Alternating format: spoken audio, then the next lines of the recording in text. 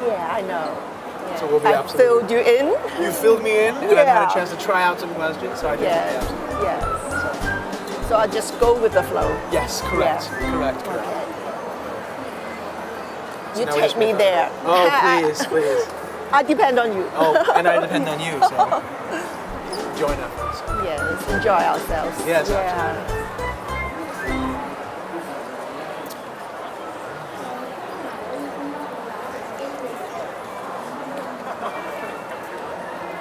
I just hope I can give you a copy. Do you want one? I mean, that would be very kind of you. If that's okay. You know how to read Chinese? I can't read all of it, but I would be interested because I have students and I work in education, so at least it's give me something to look at. Or perhaps we can do some sort of collaboration in the future. We should definitely have a chat after that. Yes, right. Yeah, definitely. Right. Yes. It's just because I operate on a consulting freelance. Okay, Hiya, sure, are we why doing not? ready?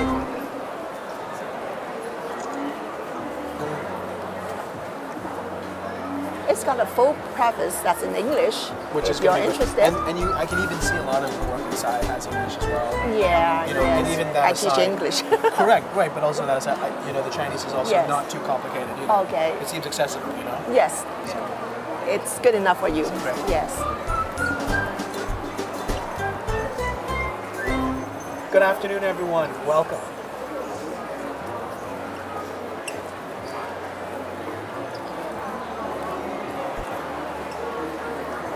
Good afternoon, everyone. Welcome to the 29th Book Fair here in Hong Kong. This is Josh again with Video English. Today we have a special guest, an author. She also works in translation. She also has over 20 years experience in education in the public sector, primarily working with secondary school students. And also, this would be her 7th book. My guest is Stephanie Lam. Stephanie. Hi. Hi. Yes. Thank you so much. So this is your book, Lam's Model, Learn English the Native Speaker Way. Yes. Why don't we talk a bit about what this book is about?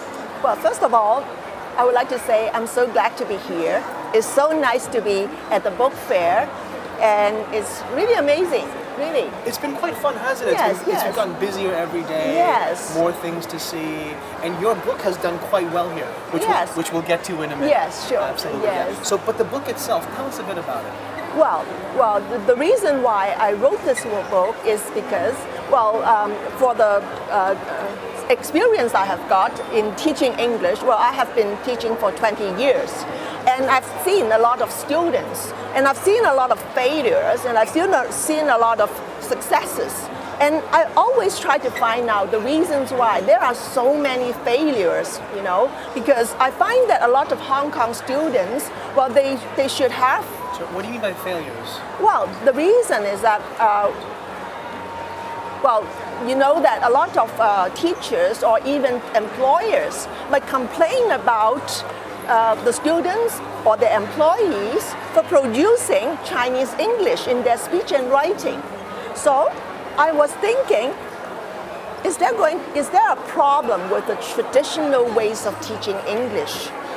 Why is it that the end product of these teaching methods would be Chinese English and not so good English, you see? So I have been trying to study, to analyze, and trying to think about the reasons why this has happened. So that is the background of my writing this book. Okay, yes. So this is your, how would you put it, a manifesto, an antidote? How would you put it? Well, your theory, your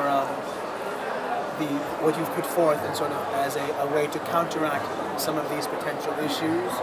Well, how would you describe it? Well, you can say that it's a product of the theoretical understanding of teaching English. Well, that's from my studying for my master's degree in linguistics.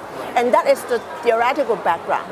But besides that, I also have practical experience because I was a teacher of English at secondary schools, and I've seen a lot of students, but they end up in poor English after so many years of studying English. I got you. So, yes. So what are some of the things that you address in this book that would be helpful from a practical perspective for local students? Oh yes, well, I have analyzed the situation and I came up with several problems. Okay, go on. First of all, well, a lot of students might just produce not so good English, and you can say that this is Chinese English. It's not English and it's not Chinese. It's something like Chinglish, right? Well, yes. Which is what well, is I've the heard. colloquial term that's been used. Have you heard of the term Honglish? Yes, I have. Yes, this is one of the new stuff that nowadays we've been talking about, right? And the reason why for that, I have to try to find that out. And the second problem of the students nowadays, well, is that, well, they don't know, they don't really understand English when it is spoken to them. So there must be some problem with their listening ability. And the third one is that they have problem with speech production. So that is to say they are not very fluent in speaking English. So I would like to tackle these three problems. And my antidote for that would be Lamb's English model. Lamb's model. So yes. Tell us a bit about the model. Anything specific that we can that you think would be helpful in addressing some of those things? Well, Lamb's model is basically in 4 areas. Okay. Yes. The first area is that, well, I think that for beginners of English learners, right? Well, they should try to learn phonics first. Phonics first? Yes. So learning phonics first is really helpful. But yes. Why is that the case? Because a lot of Hong Kong students are unable to pronounce English words correctly. I think the reason for that is that they don't know that the letters of the alphabet have a certain sound when they appear in words. And phonics exactly teaches you that. So that's the reason why I think that students should first try to master phonics first. Phonics. Yes. Okay, good. And then I propose that the learning of English should be in a certain order. Listening first, speaking second, reading third, and the fourth one is writing. Well, the traditional way of teaching English will emphasize too much on reading and writing. Well, that is the reason why the students end up not being able to understand English as it is spoken to them. And they end up not being able to speak or write English fluently. Yes, that is the reason why I want to talk about the second. Well, this is the first. This is the first area which I cover in my Lamb's model. And the second area is that I think that we should try to learn English in a natural English environment, right? So what does that mean? What is natural? Well, you see, if you are in a situation in which a lot of people will converse with you in English, while you communicate with each other in English, so you have lots of chances of listening to English, authentic English, right? In a lively style, and then you learn by listening, and you have lots of chances of speaking with one another. So this is the natural environment for most native speakers when they learn English as a child. But in Hong Kong, well, it is quite, it's not really very possible because most Hong Kong students, well, they don't use English in their daily life, right? So they have very little chances of getting in touch with English. So my proposal is that I would like them to create, well, an English language environment. Even though it's artificial, it's better than having nothing. So my proposal, the second area of my Lamb's model is to create an English language environment so that they have more chances to get in touch with English. And my book tells you how to do that. Excellent. Okay. Yes. And the third area, yes, go on. Well, that is one of the problems with Hong Kong students as well. You see that most people in Hong Kong, when they come up with a sentence, well, they just put a subject in the right place, and they put a verb in the right place, and they put an adjective in the place which should be an adjective, and they think that they have done the job of writing a sentence. But that is actually not very good because sometimes words don't come together with other words because the reason is that there is something called collocation in English. Collocation. Yes, collocation is the co-occurrence of words. You see that a lot of expressions come together because certain words are combined with certain words and they are quite fixed in their ways of combining. So if you don't know how words come together with other words, then you may come up with wrong expressions. The reason why Hong Kong students always come up with wrong expressions is that they don't know which words combine with which words to form certain expressions. That's why I would propose in my LAMS model, the third area would be collocation. And finally, Hong Kong students, you see, they usually speak Chinese, right? So they are very much,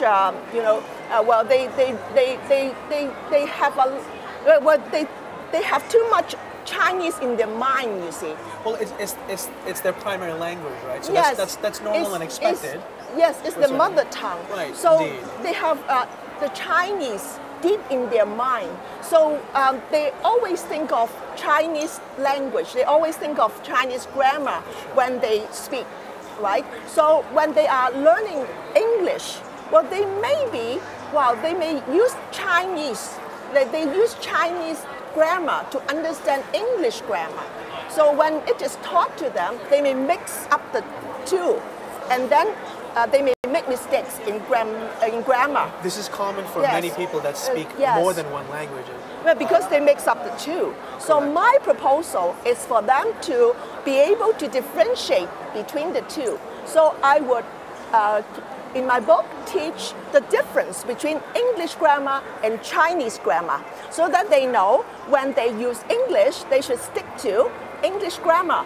And when they use Chinese, they should stick to Chinese grammar so that they won't mix up the two. So what you're saying here is not just the education of the grammar specifically, but also where they are different. Yes, right? Is that part of educating where the differences are, so that when they apply it, they understand why it's different? Is that correct? I point out exactly the difference between the two so that they are aware of the difference and they won't make the mistake of mingling them up. I see. Yes. Excellent. Well, why don't we tell a little bit about how your book's been doing?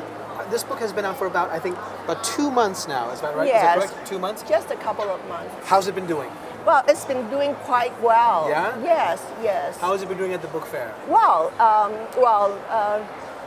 you might say that it's almost at the top of the list because for the type of books about learning English, it's at the top of the list. Is that right? Yes. Okay, excellent. Yes. And where can, if people are coming to the book fair, where should they go to purchase it? Let's see. Read Publish.